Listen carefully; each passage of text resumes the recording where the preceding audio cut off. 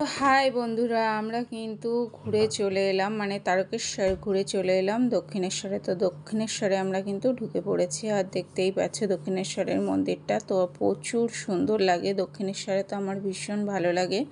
তো এবারে কিন্তু গাড়িটা পার্কেটিং করে তারপরে কিন্তু আমি তো আগে একটু রেস্ট নিয়ে নেবো, তারপরে গিয়ে কথা হবে। তো গাড়িতে বসেই আগে রেস্ট নিচ্ছি। আর আমার চোখ মুখের অবস্থাটা এতটাই বাজে হয়ে গিয়েছে, তোমরা দেখলে বুঝতে পারছো।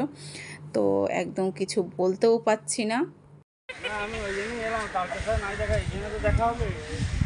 তবুও তো বলবে না, সেই বলবে আমাদের দেখা দিল না। তো ফাইনালি গোপালের সঙ্গে দেখা হয়ে গেছে আমাদের। আগের দিন সে সৌরভ আসবে বলে আমি তো সে ভোরবেলায় উঠে রাত্রে আর ঘুমাইনি, তো এবার ভোরবেলায় উঠে রান্না বান্না সব করেছি। এবার সে তারপরে আসেনি, রাগও হচ্ছে আমার ভীষণ। তারপরে আমার দুদিন ওই ভাত খেতে হয়েছে। রাগ হবে কেন? একাবেশ্বর খেয়ে নিতে হয়। রাগ হবে কেন?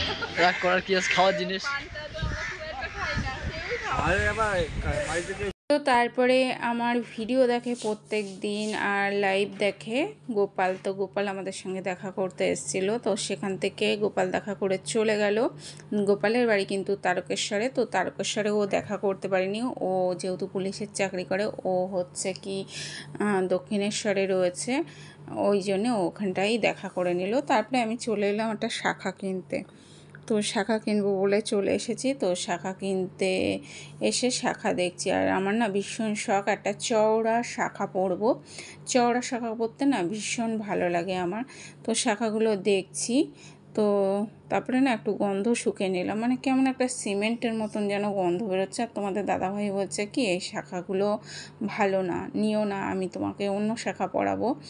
তো যাই হোক, আর এই শাখাগুলো 350 টাকা করে দাম বলছিল। আর তোমাদের দাদাভাই এক ধরনের শাখা পছন্দ করে এসেছে, সেই শাখাগুলোর দাম 2300 টাকা করে বলছে। ওই শাখাগুলো পড়বে, ওই শাখাগুলো খুব সুন্দর, আমি পছন্দ করেছি।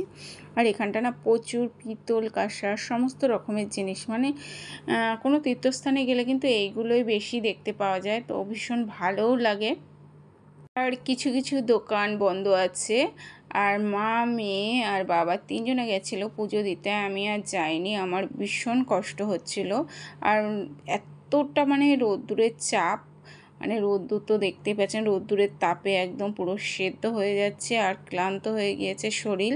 তো তার মধ্যেও সবার মুখে হাসি রাখতে গেলে আমিও ক্লান্ত শরীরটা, কাউকে আর বললাম না যে আমার শরীরটা এতটাই ক্লান্ত। তারপরে কিন্তু আমরা চলে এসেছি মন্দিরের থানে। তো এখানে এসে দেখছি প্রচুর পরিমাণে হনুমান, আর আমার মেয়ে প্রচণ্ড ভয় পাচ্ছে আর আমাকে জড়িয়ে ধরে আসছে, আমি যে কিছু না করলে কিছু করবে না ওরা। তো যাই হোক, আর কত ছোট্ট ছোট বাচ্চাও রয়েছে হনুমানের, ভীষণ ভালো লাগছে। আর সারাদিকে তো তোমরা যদি কেউ কোনো দিনও দক্ষিণেশ্বরে না এসে থাকো, তো একবার হলেও দক্ষিণেশ্বর থেকে বেরিয়ে যাবে। ভীষণ সুন্দর জায়গা, দারুণ সুন্দর। আমি কিন্তু দক্ষিণেশ্বরে অনেকবার এসেছি, একবার দুবার না। তো আমরা ভোরবেলায় সবাই চান করে বেরিয়েছিলাম, তো ওই জন্যে মা একটু চুলটা বেঁধে নিচ্ছে, আর মার গরমও লাগছে, ওই জন্যে খোপা করে বেঁধে নিচ্ছে। তো তারপরে হনুমানগুলো খেলা করছে, আর সবাই ভয়তে কিন্তু বারবার দেখছে। তারপরে তোমাদের দাদাভাই আমাকে বলছে চলো গঙ্গার ঘাট থেকে বেরিয়ে আসে। আর এত পরিমাণে রোদ্দুর না, যেতে ইচ্ছা করছিল না গঙ্গার ঘাটে, তো ছায়া দেখে দাঁড়িয়ে থাকতে ইচ্ছা করছিল। তো একই জায়গায় দাঁড়িয়েছিলাম। মা বাবা তার আগে গঙ্গার ঘাট থেকে বেরিয়ে এসেছে, এত পরিমাণে রোদ্দুর সেখান থেকে। আর সবাই দেখছি গঙ্গার জলের ব্যারেল, আর আমরাও গঙ্গার জল নিয়েছি, 2 ব্যারেল গঙ্গার জল নিয়ে এসেছি। গঙ্গার জল অনেক কাজেই লাগে, আর সবাই পুজো দিচ্ছে। তো মন্দির বন্ধ ছিল আমরা যখন গিয়েছিলাম, তার 4টের সময় মন্দির খুলেছে, 4টে 4:30 পরে হচ্ছে মন্দির খুলেছে, তারপরে কিন্তু পুজো দিয়েছে। তো যাই হোক, আর এখান থেকে মন্দিরটা হেভি সুন্দর লাগছে। আর যারা এখনও আসেনি তারা হয়তো জানবে না, যারা এসেছো তারা হয়তো জানবে। এখানে আসলে কিন্তু মন্দিরের ভেতরে মোবাইল ফোন নিয়ে যাওয়া যাবে না, মোবাইল ফোন সাইডে জমা রেখে যেতে হবে। ওই জন্য কিন্তু আমি আর মন্দিরে যাইনি। তো যাই হোক, আমি মন্দিরের বাইরে থেকেই মাকে দর্শন করে নিয়েছি, এটাই আমার ভালো লেগেছে। কিন্তু তারকেশ্বরে বাবাকে ভালোভাবে দর্শন করেছি, খুব ভালো লেগেছে। আর আমি অনেকবার দক্ষিণেশ্বরে এসেছি, তারকেশ্বরে মাত্র 2বার গিয়েছি।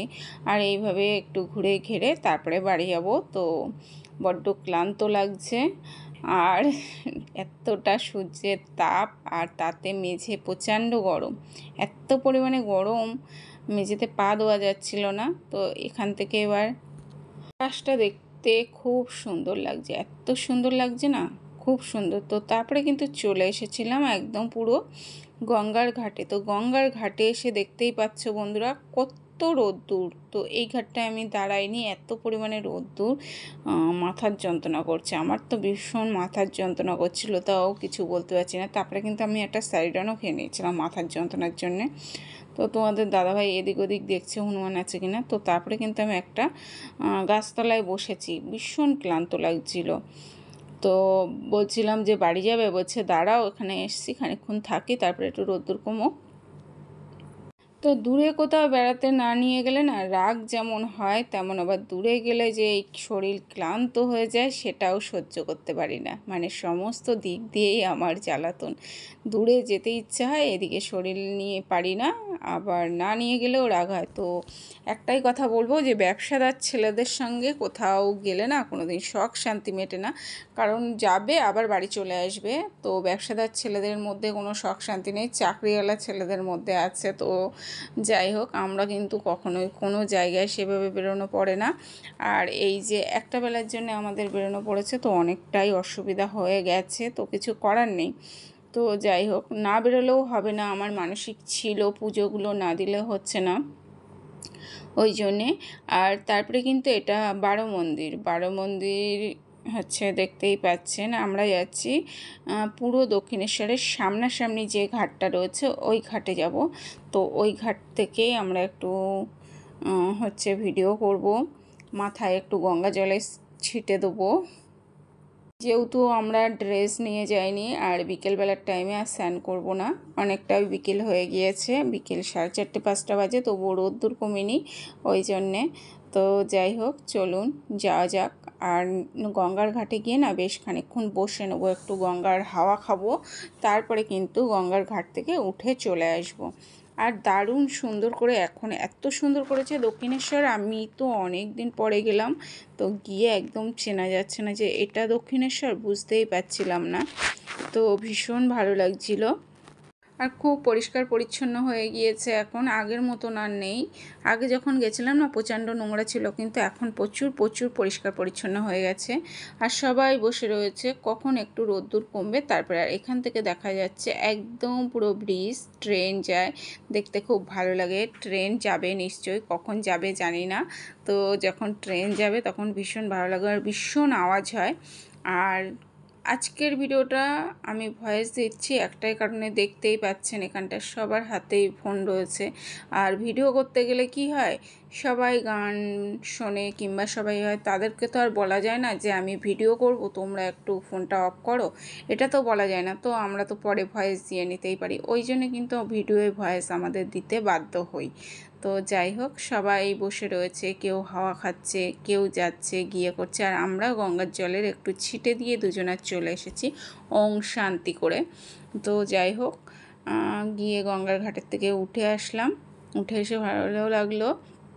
হ্যাঁ, তোমাদের দাদাভাইকে বলছি আমি আর পাচ্ছি না, আমার পার অবস্থা খারাপ হাঁটতে হাঁটতে, আজকে যা হেঁটেছি, আজকের অবস্থা খারাপ। তারকেশ্বরে গিয়ে হাঁটা পড়েছে, তারপরে গিয়ে আবার দক্ষিণেশ্বরে এসে যাই হোক ঘুরে বেড়াচ্ছি। আর কদিন ধরে আমার ভীষণ শরীর খারাপ ছিল, সেটা তো তোমরা জানবেই, আমি কদিন তো ভিডিও পোস্ট করিনি।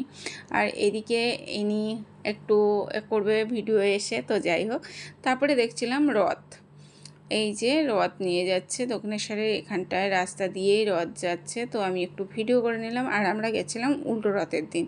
তো তারপরে দেখো বন্ধুরা, আমি সব দিকের একটু একটু ভিডিও করে নিচ্ছি। আর আমার মুখটা অবস্থা, মানে লিপস্টিক উঠে আউট হয়ে গেছে, আর লিপস্টিক ব্যাগে আছে।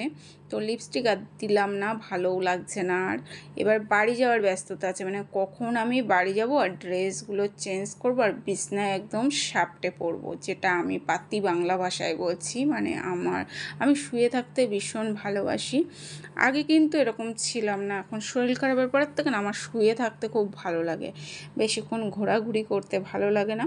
তো তারপরে কিন্তু গরম লাগছিলো বলে সবাই মিলে একটা আইসক্রিম, তো মেয়ে নিয়েছে একটা কোন, আর আমরা সবাই নিয়েছি বাটি।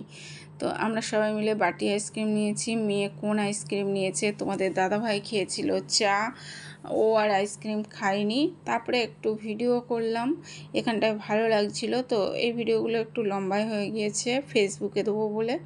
তো যাই হোক, তো তোমাদের দাদাভাই আমার জন্য চা এনেছিল, আর আমি বলছি চা খাবো না, তুমি পারলে ঠান্ডা জল নিয়ে এসো। তো মা নিয়ে গেছিলো 4-5 বোতল ফ্রিজের ঠান্ডা জল। তো সেই ভোরবেলায় নিয়ে গেছিলো, সেই জলগুলো ফুরিয়ে গেছে। তারপরে কিন্তু আমি ফাইনালি ওয়াশরুমে চলে এসেছি। আর ওয়াশরুমে এখানে 10 টাকা করে নিচ্ছিল টয়লেটে।